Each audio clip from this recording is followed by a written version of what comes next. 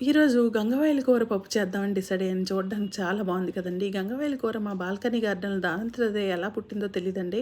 సరే మరెందుకు పప్పు చేసేద్దామని చేసేస్తున్నాను. చిగురు లాంటివి తీసుకొని చక్కగా కట్ చేసి పక్కన పెట్టుకున్నా. అలాగే ముందుగా పెసరపప్పుని నానపెట్టుకున్నాను.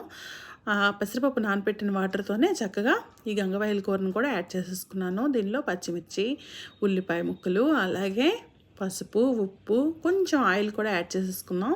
పెసరపప్పు అయితే దీంతో బాగుంటుంది కాంబినేషన్. మామిడికాయలు కూడా వేసి చేస్తారు.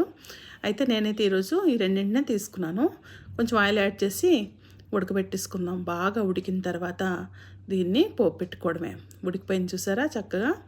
పోపు వెల్లుల్లి, అలాగే కొంచెం జీలకర్ర, ఆవాలు వేసుకొని, ఎండుమిర్చి వేసుకొని పోపు పెట్టుకోండి. కొంచెం ఇంగువ వేసుకోండి, కొంచెం కారం వేసుకోండి, అంతే.